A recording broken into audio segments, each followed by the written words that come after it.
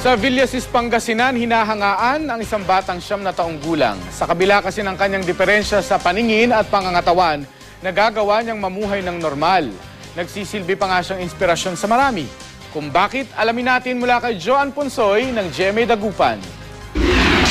Mula ng isilang, may diferensya na sa mata si Joshua Ragindin. Grade 3 na ngayon si Joshua sa isang pampublikong paaralan. Bukod sa diferensya sa paningin, nasa 3 talampakan lang ang taas ni Joshua. Maliit para sa kanyang edad.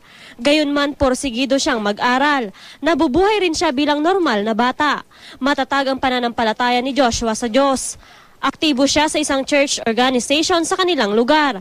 At marami siyang memorized na Bible verses. Jeremias 33:3.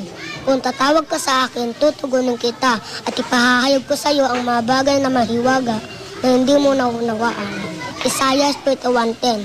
Ako isa sa iyo, huwag kang matakot. Akong iyong Diyos, di ka dapat mangamba kanino man. Palalakasin kita, tutulungan, ingatan at ililigtas. Bilib ang marami kay Joshua. Mabuti, magaling din siya, madali siyang matuto, ma'am. Sa liit niyang ganyan, ma'am, hindi mo akalain na matalino din pala siya. Hindi po siya nag-aaway, tapos mabait po siya.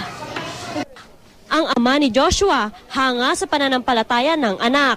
Siguro mga 5 years old pa lang yan, laging nasa church yan. Yan ang umaalalay sa akin para magsamba kami. Joan Punsoy, Nagbabalita, Pilipinas.